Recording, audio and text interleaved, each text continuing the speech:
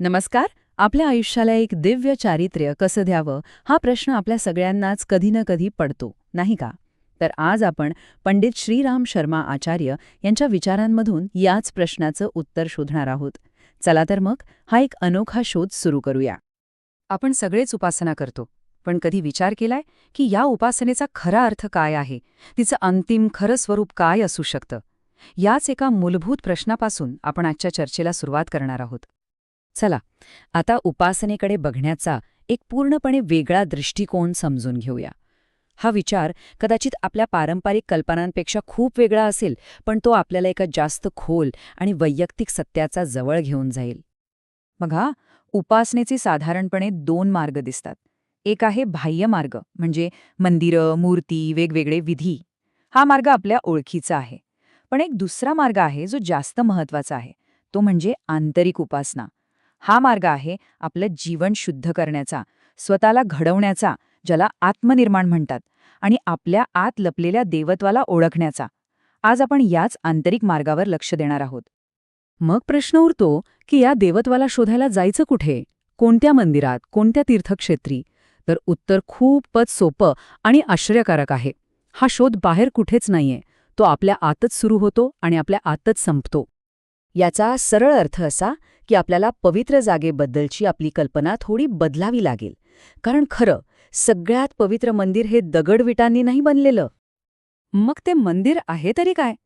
पंडित श्रीराम शर्मा आचार्य यांनी ह्याचा सार एकाच वाक्यात सांगितलंय. तुमचं शरीर हेच खरं देवालय आहे आणि तुमचा आत्मा हीच जीवनदेवता आहे. किती सुंदर विचार आहे हा. ही जीवनदेवता हा शब्द नीट समजून घेऊया.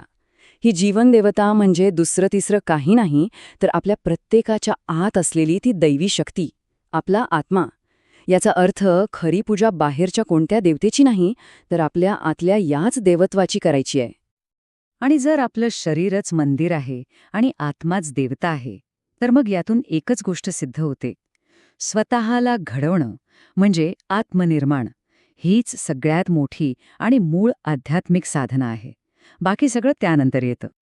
ठीक आहे, पण प्रत्येक मंदिरात देवाला काहीतरी अर्पण केलं जातं, बरोबर? मग ह्या आंतरिक मंदिरात आपल्या जीवनदेवतेला आपण काय अर्पण करणार? कोणती अशी गोष्ट आहे जी या देवतेला सगळ्यात जास्त प्रिय आहे? आणि याचं उत्तर आहे शील, म्हणजेच आपलं उत्कृष्ट चारित्र्य. हेच ते सर्वश्रेष्ठ अर्पण आहे जे आपली आंतरिक देवता आनंदाने स्वीकारते.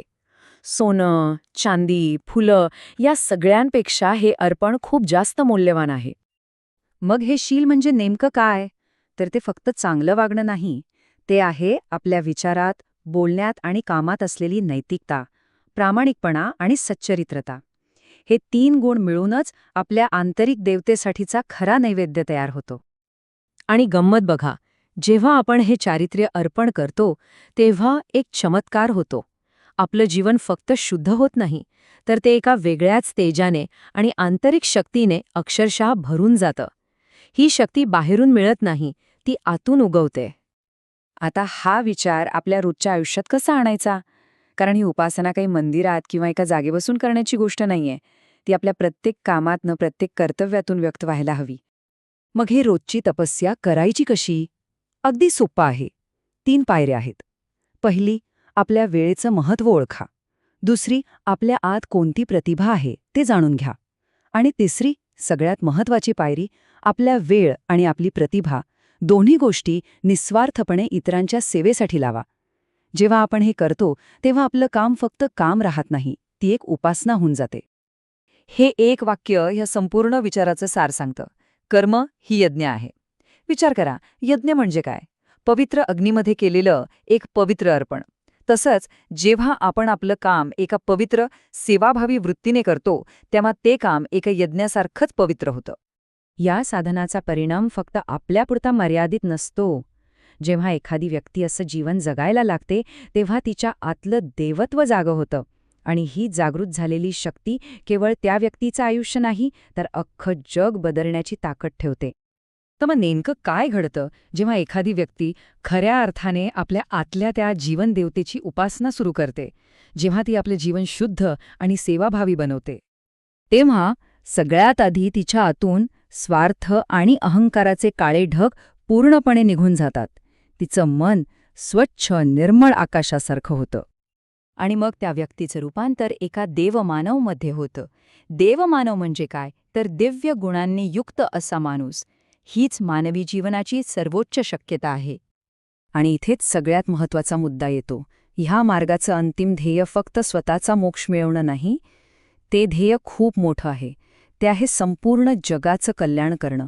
आत्मनो मोक्षार्थ जगतहिताय च, हेच याचं सार आहे. आणि म्हणूनच गुरुदेवांनी हे एक शक्तिशाली सूत्र दिलं आहे. जर आपण स्वतःला सुधारलं, तर युग आपोआप सुधारेल. जगाला बदलण्याची सुरुवात नेहमी स्वतःच्या परिवर्तनापासून होते. तर मग हा विचार आपण सगळेजण आपल्यासोबत घेऊन जाऊया. आपलं प्रत्येकाचं जीवन हे एक मंदिर आहे. प्रश्न फक्त एकच आहे की या मंदिरात आपण आतमध्ये काय घडवणार आहोत, यावर नक्की विचार करा. नमस्कार.